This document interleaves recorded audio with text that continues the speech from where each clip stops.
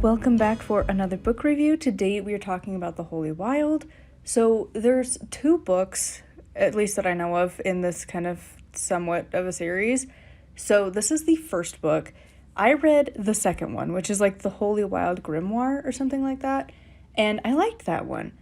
I didn't like this one.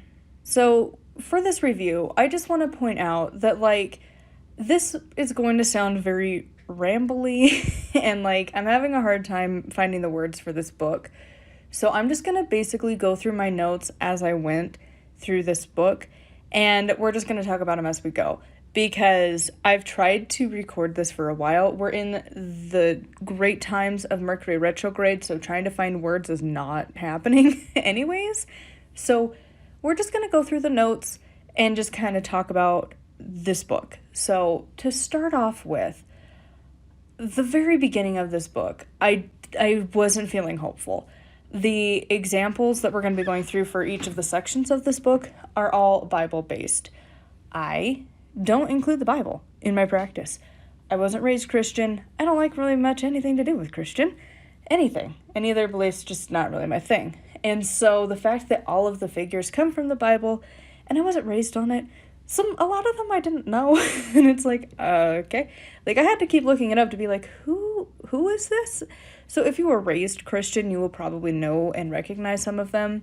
The only one that I really recognized was I think I only recognized two-ish, because again, not Christian. But the fact that it's all really based around the Bible, and as we go through the book, the examples always relate back, and it's just not my thing. The thing that was really strange is that I read the sequel before this one. The sequel doesn't have a lot of this Bible focus. It had a lot of more archetypes and deity based, not from the Bible. I don't know what happened, what changed, why. I prefer the pagan version versus the Bible. And the terms that the author uses is not great.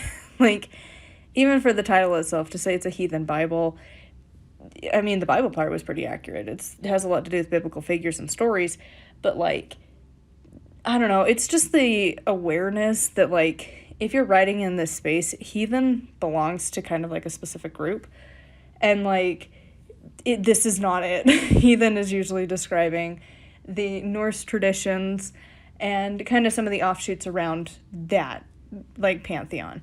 It's not for the feminist witchcraft, really. Heathen is not usually associated to them. So that felt kind of misleading. A few of the other reviewers had talked about that as well, that it's that's very misleading. Because that that's just to get people to buy your book. Because it's not for heathens. It's for the feminist witches.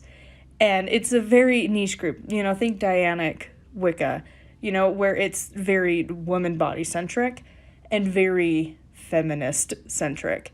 And that's what this book really is. So the title and that just, I felt like it could have been titled better. The writing in this book, I had to constantly take breaks from it because I wanted to set it on fire a few times. It's really hard to get through.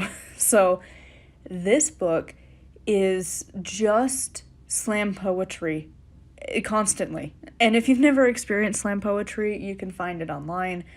It's a very distinct form of poetry, and it's a very distinct way that it has to be spoken, and that's just part of the thing, and that's fine. And as a book, I feel like it just doesn't really work, and it just is so much, because you can read an entire page and not actually know what the author was trying to say, because it's just bogged down with flowery language, and not even flowery pretty flowery, but just so much random detail. If you found out it was getting paid by the word and you were Charles Dickens back in the day, it would make sense. You're just adding in phrases and things that doesn't need to be there. And again, it's reading slam poetry where you're trying to be so detailed and really trying to guide you through this imagery, but in doing so you actually don't make a point. And a lot of people said that too. A lot of the reviews, the language, the way it's written is pretty bad. It didn't take me terribly long to hit a point where I actually made a poll of Can I just not finish this book? Because it is just that bad. Like, it is just horrible to read through. It feels like torture. And again, I read through a lot of books. I force myself through a lot of books. So for me to not be able to, it says something. I have had to set this book aside for weeks, and I'll pick it up and it's like, wow, it still sucks. Like, it's just, sometimes I can be a little more lenient on it, but the same points still remain. And it's just bad. It's pretty bad when I have to put a poll out to be like, can I just DNF, do not finish, because it's so bad. And a lot of people, again, comparing to other reviews, because I like to do that sometimes, is just see how other people were experiencing the book. Is it just a me thing? Is it a community thing? It tended to be a community thing. A lot of people DNF'd this because it was just that bad. Now, the thing with this book is it's very much like the raging feminist, and that's not me. I mean, first of all, I would consider myself more of an equalist. I know feminists can kind of be argued a few different ways, but personally, I'm an equalist. I think men have their own unique struggles in society, just like women have their own unique struggles. And there's community struggles. It doesn't matter your gender. And so, like, I just personally don't usually identify much with that title. And so this book feels very much like a raging feminist. Like, you have got a lot of issues, a lot of triggers, a lot of trauma, and you want to rage your way through it, and you want to scream at the top of your lungs on a cliffside. Like, that's not me. Like, I don't need to have a battle cry and run into the desert. I want to sit in a cozy shirt and jeans and sip tea. Like, that's more my speed. Like, I don't know. I think potentially I could have liked this when I was kind of experimenting with this sort of thing, the very feminist-based, like, spiritual practices in, like, 2015, when I feel like a lot of people that I knew and have seen online, there's just something about when you, like, become an adult and you're, like, moving into, like, college and university life, and, you know, you kind of are experiencing more of, like, the activist communities and stuff. Like, maybe then this book might have hit a little differently when I was looking for that kind of a vibe. But nowadays, like, I just want a simple, comfortable life. Like, I'm not out here looking for what she thinks is the wild, which other people had commented to that she probably doesn't really know the wild very much.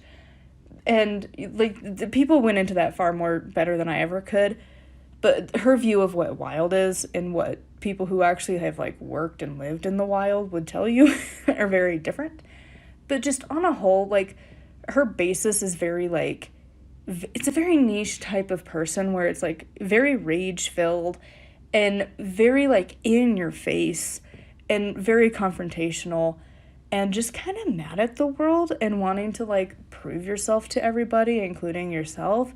And that's just, like, not me. Like, I was reading through these rituals and I'm like, literally none. Absolutely none.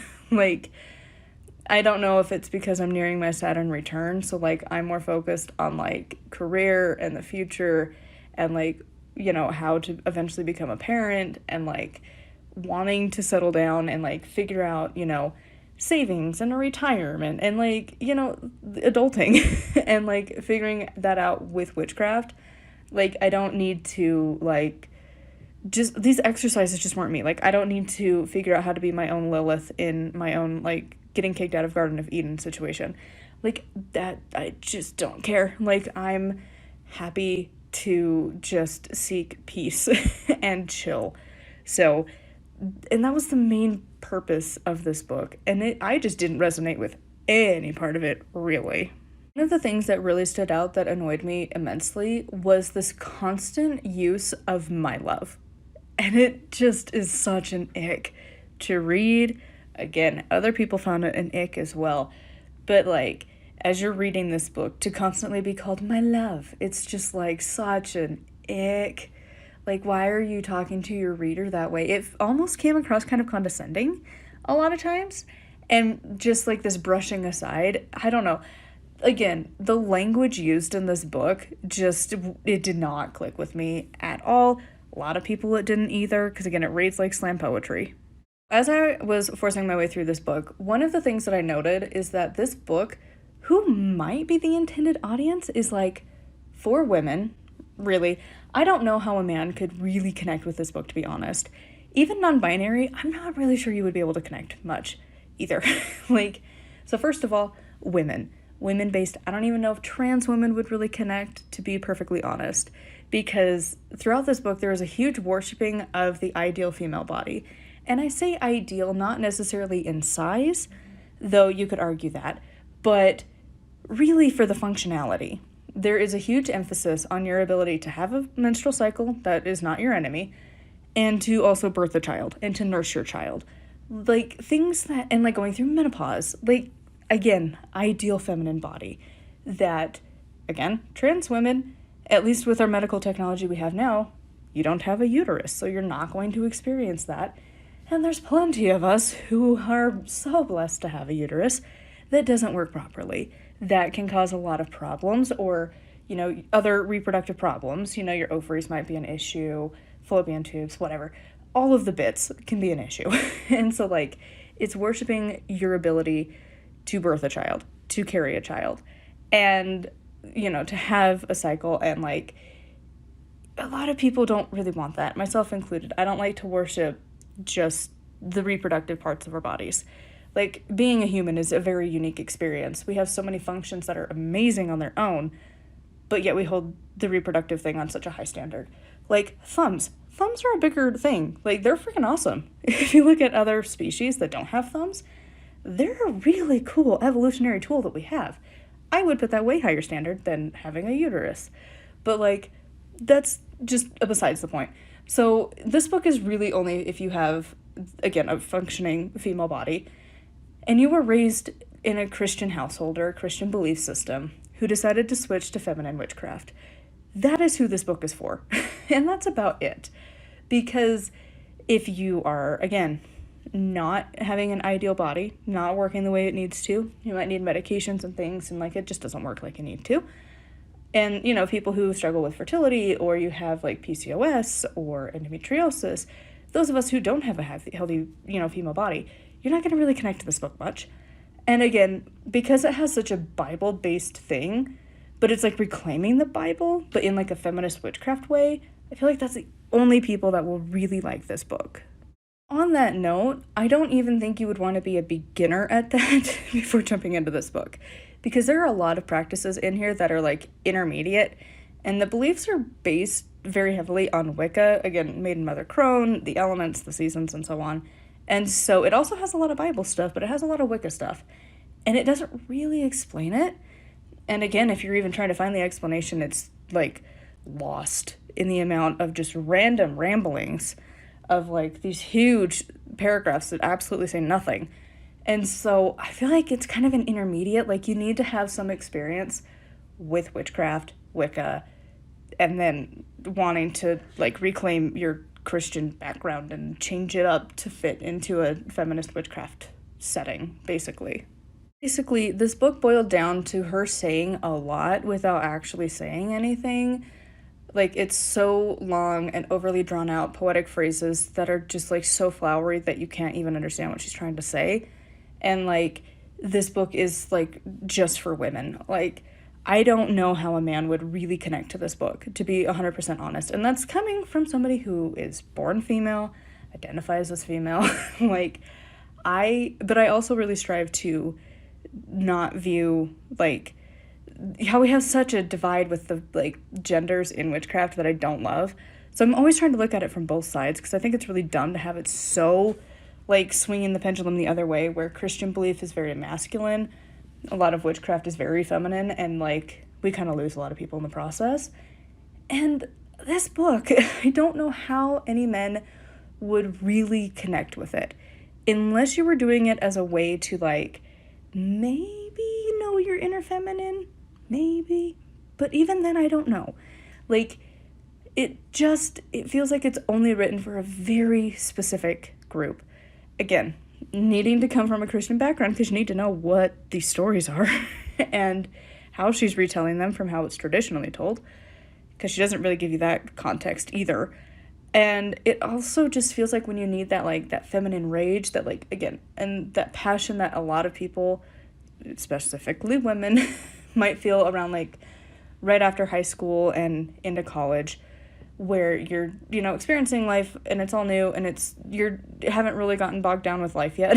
Like, again, like the raging feminist goddess vibe, if that's for you, you'll probably like this. But again, it has such an emphasis on Bible figures that it's not even like the goddesses either. Like, there's kind of mentions, but like not really. And again, most of this book is just words that absolutely say nothing, that you're just stuck. And when she does say anything, you're usually referred to as my love and priestess. So honestly, I really hated this book. It was such a struggle to get through. I really hated this. It's not the absolute worst thing I've ever read, but it's only for a very niche group of people, and I am not it. And I don't think I ever will be, really, because, again, more of an equalist than a feminist. So if you're a dude, I truly don't know how you would, approach this book. And I say that because I have quite a few male people who follow me. So, I'm sorry, you guys. You're probably not going to connect much to this book. And even, the non-binary folks and maybe even trans folks, I don't know how you would connect to this much either. Basically, I just don't like this book. I like to look at witchcraft as a thing that you can come to regardless of your gender, whether you are male, female, trans, non-binary, everything in between. I just feel like it should be applicable to everybody, and this book is, just not. It is so written, again, specifically for women, specifically for women that were raised in, Christian beliefs and wanting to reclaim that in, a feminist witchcraft way. Again, worshiping the female body and the quote-unquote times of the female life, because not every woman wants to go out and be a mother, and not everyone is blessed enough to become a crone.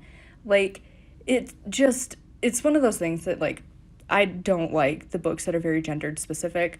I've mentioned this in another book semi-recently that was also pretty heavily women-focused, that it's just not my thing. I just don't like these kind of books. I like the books like Penzac and Deborah Blake, where it's really not gendered specific. It's for the person, which is how I feel like witchcraft should be. So, obviously, I didn't love this book. I would love to know your thoughts on this one. If you loved it, why? What was the thing that actually stood out to you that made it worth trudging through? Because this book was rough to get through, to be honest. It was hard. I had to take so many breaks, read books in between level of breaks, because it was just that bad. And I don't usually have that problem. Usually I just hunker down and finish it and be done with it. But this one I had to take breaks because I was pretty sure I was going to lose my brain if I had to keep reading it. So anyways, I know I'm pretty hard on this book. It's just, it really, really, really wasn't my thing. So anyways, and I read this right around the same time that I read some other good books. So it was oh no. To give you context, I read 6 books around the same time. This one, Santa Muerte, the self-care book, Inner Witch, and Traditional Wicca, which are all going up in this same week.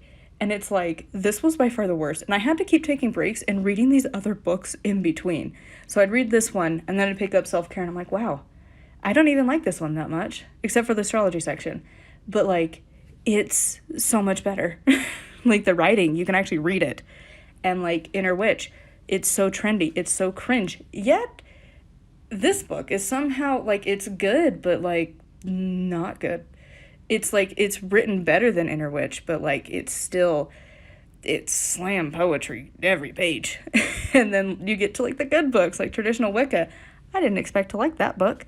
I expected to like this one. And yet, Traditional Wicca, I was sad when the book ended. I wanted to keep reading. And, Santa Muerte, it gives me so much inspiration. And then I come back to this one, and I'm the opposite of inspired. I don't even know what would be the proper word for the exact opposite of inspired.